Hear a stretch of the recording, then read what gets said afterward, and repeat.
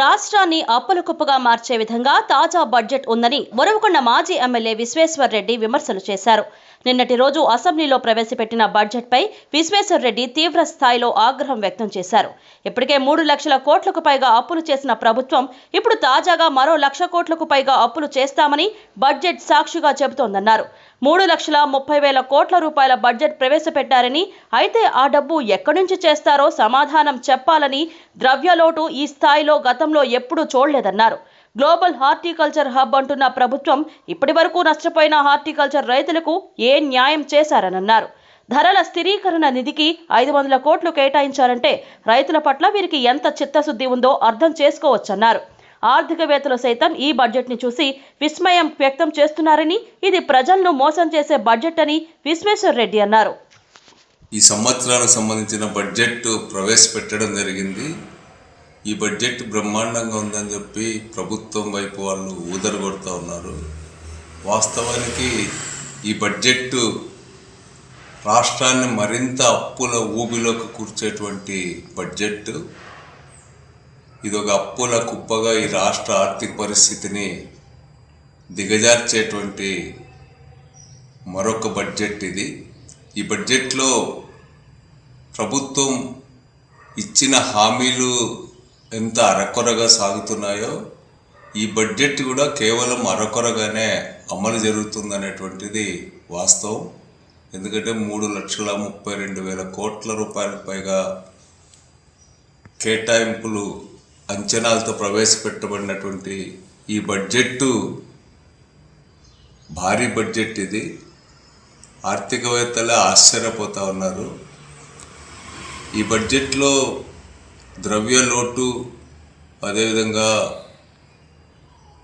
Revenue లోటు ఇవన్నీ కలిపి చూసినట్టయితే ఇది చాలా ప్రమాదకరమైనటువంటి బడ్జెట్ అనేటువంటిది అర్థమవుతుంది.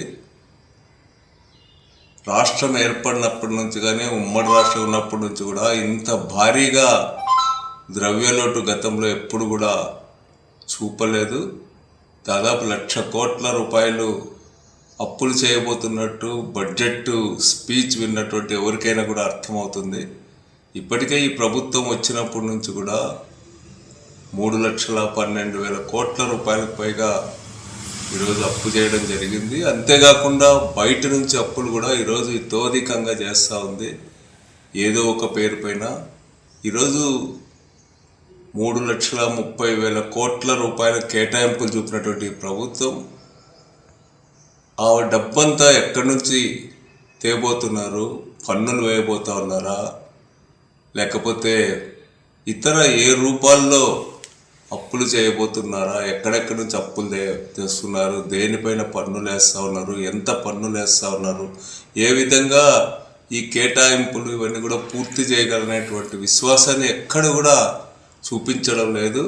అంటే ఇది పూర్తిగా మోసపూరితమైనటువంటి బడ్జెట్ అనేటువంటిది ఎవరికి కూడా అర్థమవుతుంది. ఎందుకంటే ఎక్కడి నుంచి డబ్బులు తెస్తామో చెప్పకుండా మేము డబ్బులన్నీ కూడా ఇంత పెద్ద ఎత్తున ఖర్చు పెడతామని చెప్పి చెప్తా ఉన్నారు.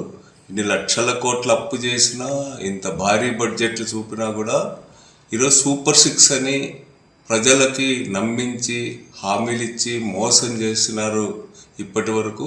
ఇది కొనసాగుతుంది. రాబోయే కాలంలో సూపర్ 6 అనేటువంటిది స్టెప్ బై స్టెప్ దీన్ని ప్రజల మనస్సుల నుంచి తొలగించాలన్నటువంటి ప్రయత్నం కూడా ఈ బడ్జెట్లో కనిపిస్తూ ఉంది.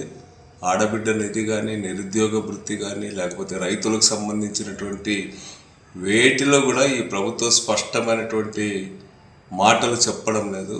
ఈ ప్రభుత్వం ఈరోజు ఉద్యాన వనాల హబ్ అని ఇట్లాంటి రకరకాల మాటలు చెప్తా ఉంది.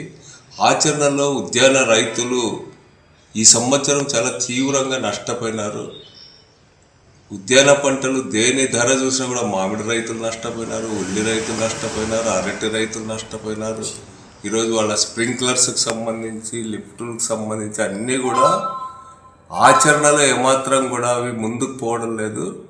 కేవలం డ్రిప్ గురించి, వీటన్నిటి గురించి మాటలు చెప్పడం తప్ప ఈ ప్రభుత్వం చెప్పుకోదగ్గ రీతిలో ఎక్కడ కూడా చేసింది లేదు. గత ప్రభుత్వం చేసినటువంటివి కూడా తన ఖాతాలోకి వేసుకోవడం అనేటువంటిది ఈ ప్రభుత్వం మామూలే.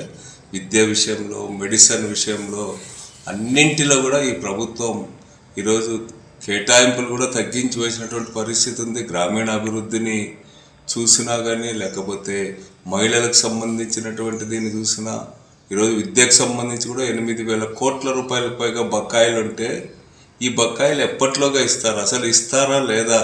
ఈరోజు విద్యార్థులు అవమానాలు ఎదుర్కొంటున్నారు.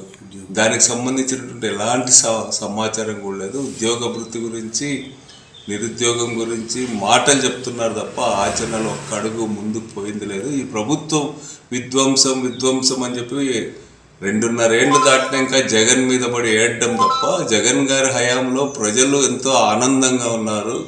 దాదాపు లక్షల కోట్ల రూపాయలు, 2,75,000 కోట్ల రూపాయలకు పైగా ఈరోజు ప్రభుత్వం ప్రజల చేతికి నేరుగా అందించి ప్రజల జీవన ప్రమాణాలు పెంచింది, ప్రజల కొనుగోలు శక్తి పెంచింది, ప్రజలకు ఒక ధీమా ఇచ్చింది. రైతులకు భరోసా విషయంలో కానీ, లేకపోతే ఇన్సూరెన్స్ విషయంలో కానీ ఈరోజు స్పష్టంగా గత ప్రభుత్వం చేసింది. ఈ ప్రభుత్వం వచ్చిన తర్వాత ఇన్సూరెన్స్ని, ఉచిత ఇన్సూరెన్స్ని ఎత్తివేసింది. ఇన్పుట్ సబ్సిడీ ఇవ్వదు. మరోవైపు ఏమో రైతులకు స్వర్గం చూపిస్తా, హార్టికల్చర్ హబ్ అంటుంది. ఈరోజు హార్టికల్చర్ సంబంధించి నష్టపోయిన రైతులకి మీరు ఎంత ఇచ్చినారు ఈ 2.5 సంవత్సరాల కాలంలో? ఇన్సూరెన్స్ కానీ, ఇంకోటి కానీ ఏది ఇచ్చినారు? విత్తనాలు సరైనట్టు సమయంలో ఇచ్చినారా? లేకపోతే ఈరోజు రైతుల స్థిరీకరణ, ధరల స్థిరీకరణ నిధికి సంబంధించి 500 కోట్ల రూపాయలు మాత్రమే ఈరోజు కేటాయింపులు చేసినారు.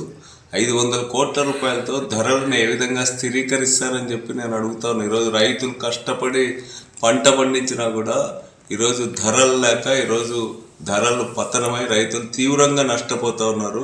ఒక్క సందర్భంలో అయినా మీరు అబద్ధాలు చెప్పడం తప్ప ఎక్కడైనా ఇంటర్వ్యూన్ అయ్యి మార్కెట్ ఇంటర్వెన్షన్తో రైతులు ఆదుకున్నారని చెప్పి ఈ సందర్భంగా నేను అడుగుతున్నా. అందుకని ఈ కూటమి ప్రభుత్వం ఈ 2.5 సంవత్సరాల పాటు పెట్టినటువంటి 3వ బడ్జెట్లో కూడా ప్రజలకు మొండి చేయి చూపడం తప్ప, మాటలేమో ఘనంగా ఉన్నాయి, ఆచరణ మాత్రం ఈరోజు 0 అనేటువంటిది స్పష్టంగా అర్థమవుతుంది.